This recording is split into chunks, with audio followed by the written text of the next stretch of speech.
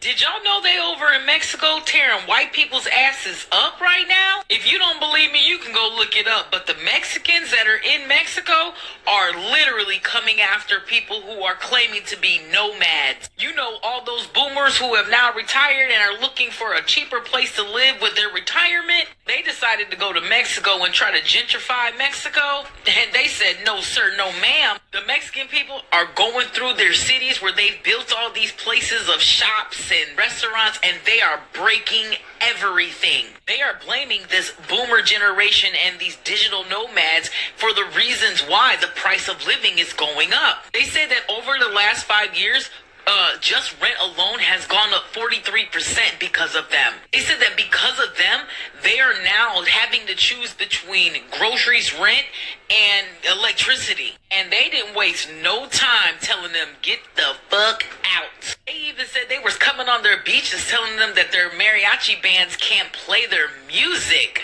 The nerve. That's a cultural thing that's been going on there forever. Why would you think you get to go to someone else's country and tell them what to do? There was even one of the protesters who was quoted stating, this is how colonialism works, and we're going to put a stop to it before it ever even happens, honey. And they don't look like they're joking around, busting windows straight out, honey.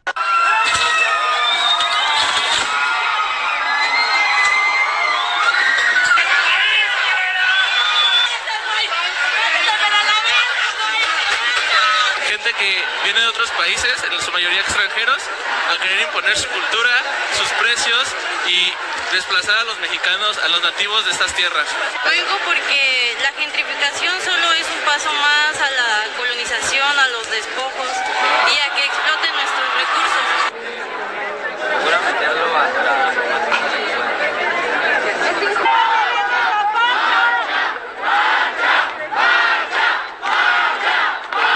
anticapitalista, antipatriarcal, anticlasista, proletaria. En 5 años las rentas han subido 47%. Eso es algo violento para la población local. Nosotros no estamos debatiendo entre pagar la luz, pagar el agua o comer. Entonces, por supuesto que preferimos comer. Aunque aún tenga el sueño de querer un departamento donde vivir sola, pues realmente va a ser difícil. Mexican citizens protested yesterday against gentrification in Mexico, against Americans, Canadians, anybody who is remote working in Mexico.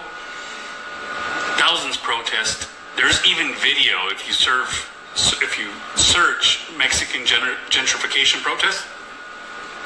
They attacked American-looking people in restaurants, broke windows.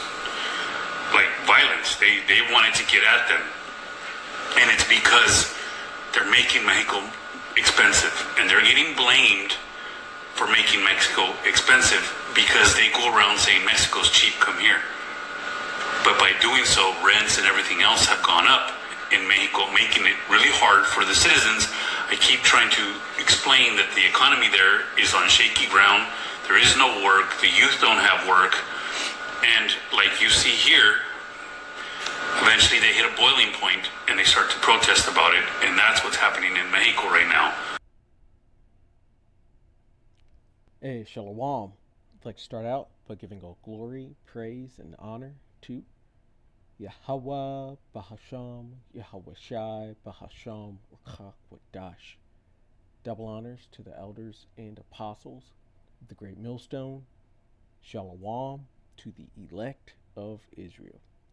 This is the Mayim in Atlanta, and that clip you saw was from the brothers page Arrows of Indignation 144. Puts up great stuff. Check them out. But yeah, you're seeing how down in the land of Issachar's trying to kick out Esau, and it's mostly Esau. They said foreigners, they're looking like Americans, but they're speaking of so-called white people who are the biblical Edomites. And this includes the Small Hatters, in which they have a small hat president down there, but those are Edomites. White people and the Small Hatters are the biblical Edomites, or the devil of the Bible. But you're seeing every hand of the wicked come upon them, which that word there for wicked really goes into laborers. So you're seeing every hand of the laborers come upon them. And you're seeing this starting down in Mexico, but we're going to see it in other places as well, especially with all this immigration stuff going on here in Babylon the Great, aka America. The other nations are seeing that and going to think to deport the people that don't belong, which is Esau, because he's gone around the earth pushing his philosophies and stealing resources for far too long that things are about to turn on them. But in the video and on the those signs they were holding for protests, they're saying digital nomad, and the first girl's clip, it said nomad there, or that they're done with the nomad, something like that. But let's get the word. Actually, first those signs said digital nomad, and so digital nomad meaning from Google says a person who earns a living working online in various locations of their choosing rather than a fixed business location. Just typing this in, you see a lot about digital nomads. It's pretty much somebody who works remote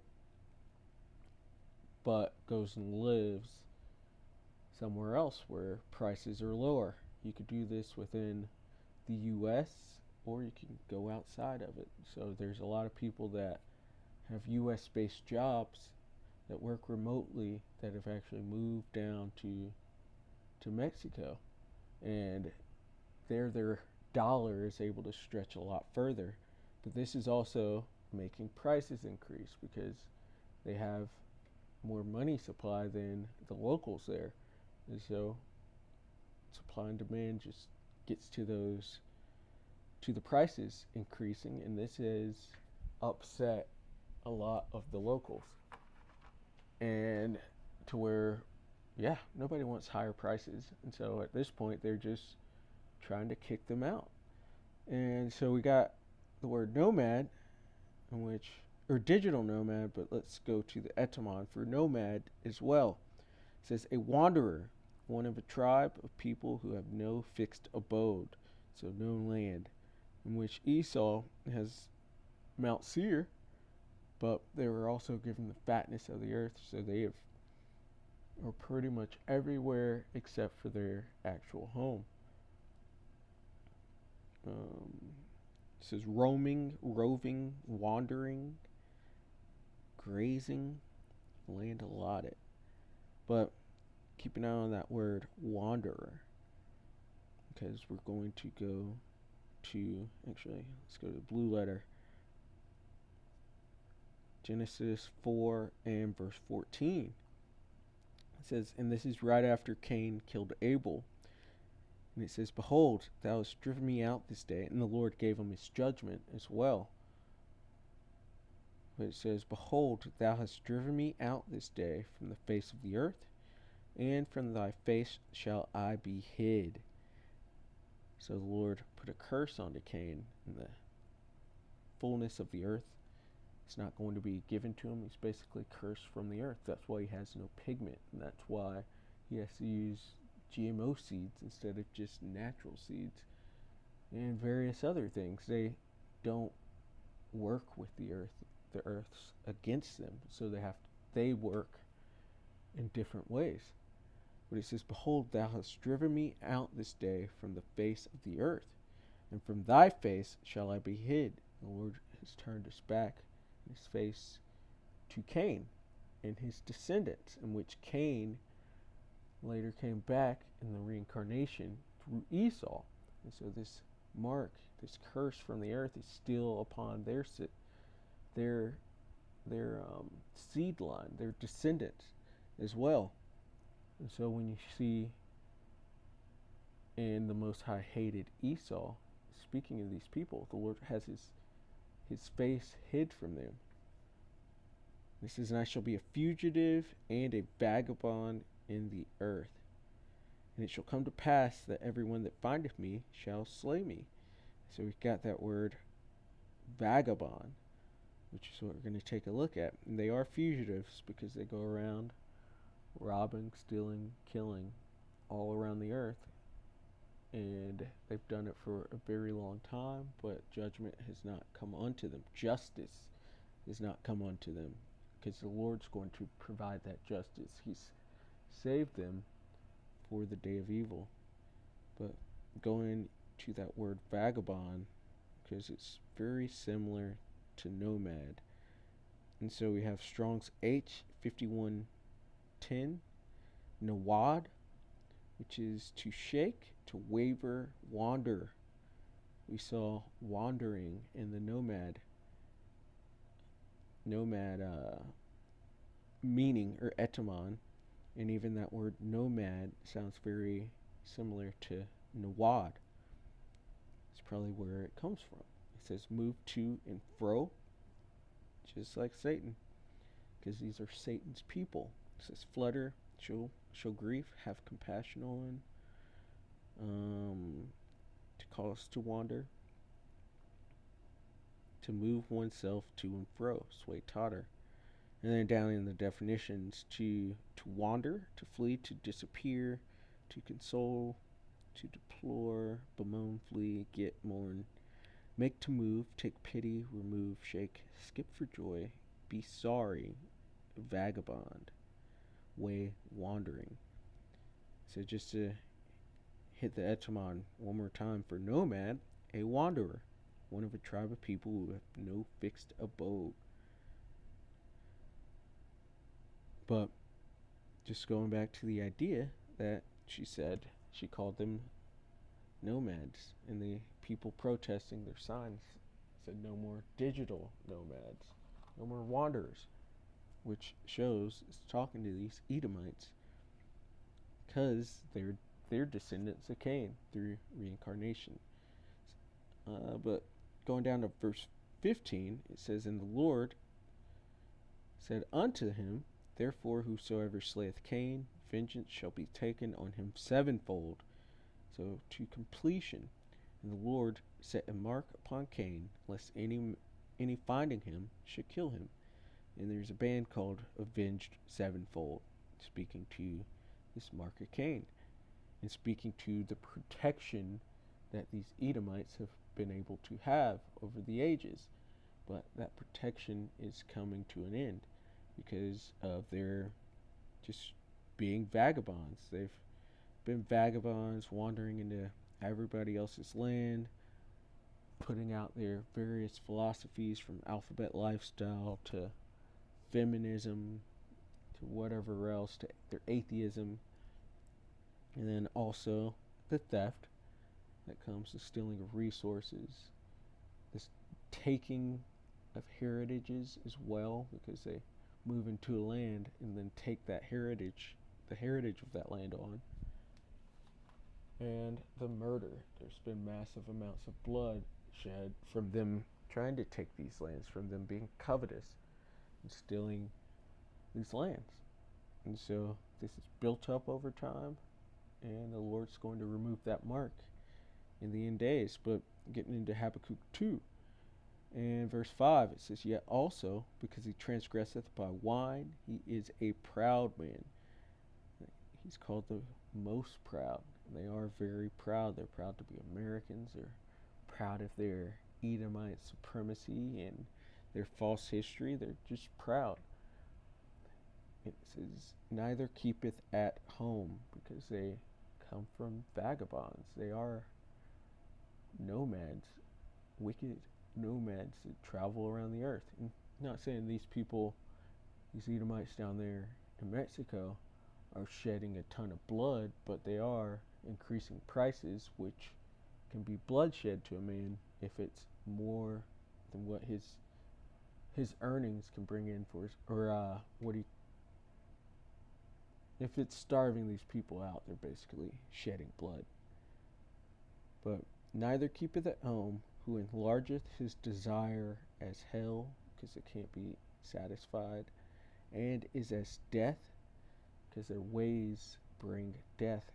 They go against the law, statutes, commandments of the Lord. That's their ways. and cannot be satisfied. They're insatiable. They're greedy. They want everybody's land, everybody's gold. It says, but gathereth unto him all nations, and heapeth unto him all people. And they pull everybody in. Great example is America, and it being called a mixing pot. They called all these people into this land, but they don't want you to forget that these Edomites, are, in their mind, the superior ones, and that they should be in charge. I plan to get down to 8, but I'm going to go to verse 7, because when the woman was speaking at first, she said something along the lines of, the Mexicans are kicking the gringos' ass, or these foreigners' ass. But instead of saying ass in the translation below her, it said booties. And so, let's get 7, Habakkuk 2 and 7. Shall they not rise up suddenly that shall bite thee, and awake that shall vex thee, and thou shalt be for booties unto them. So these are the laborers, the people, and with the Edomites being the spoil, the booty. It says, because thou hast spoiled many nations, all the remnant of the people shall spoil thee, because of men's blood, and for the violence of the land of the city of all that dwell therein. And so it's really just, what thou hast done shall be done. It's just judgment coming full circle, coming right back around for them. They're about to be spoils, because they've spoiled many nations, and they've shed much blood. Since thou hast not hated blood, blood shall pursue thee.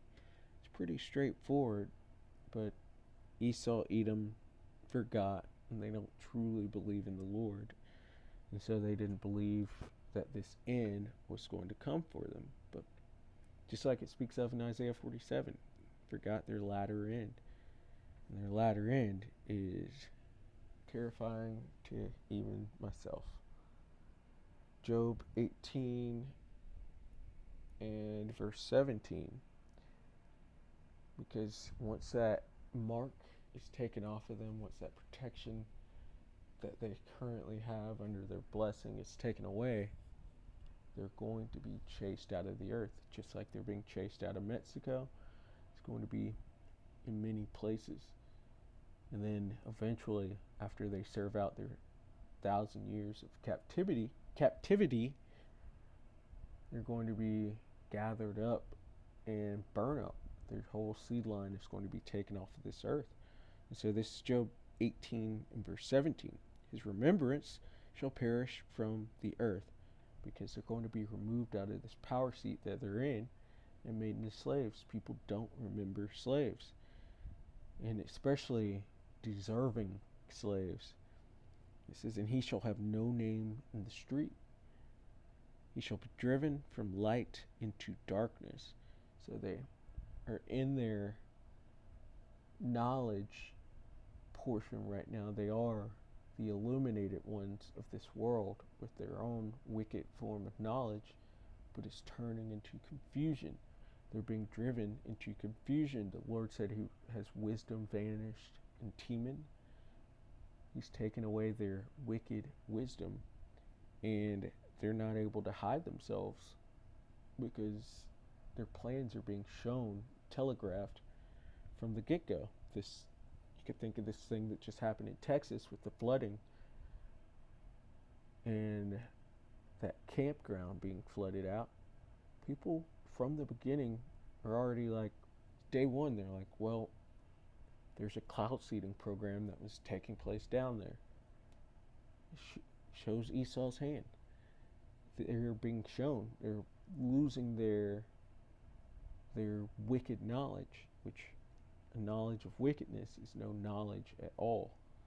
But they are the illuminated of this world, and it's being revealed. Their secrecy is going away as well. It says, and chased out of the world. They're going to be chased out. Every hand of the laborer is going to be against them. And as it said in Habakkuk, they're going to be booties, they're going to be spoils because of everything that they've done, how they have ruled this earth, how they have taken unjustly, how they've shed much blood. It's all going to come back for them, and they will be chased out of the world from being people with no homes, as nomads or vagabonds, wanderers. They're going to be really have no place at all. They're really going to be chased out. Their whole seed line is going to be taken off of the earth. And it's showing it here. He shall have neither son nor nephew among his people. And that is the seed line there. The men carry the seed, and their men are all going to be completely taken off of this earth. Their women too. It says, nor any remaining in his dwellings. You're going to have an empty tent, Esau. You are the great example of how not to be. And people are seeing that you are the problem of the earth. And so, in the land of Issachar, you're getting chased out, but it's going to be the entire world soon enough. And so, Lord willing, that was edifying. I'd like to give all glory, praise, and honor to Yahweh, Bahasham, Yahweh Shai, Bahasham, Rakak Wadash. Double honors to the elders and apostles of the great millstone. Shalom to the elect of Israel. Shalom.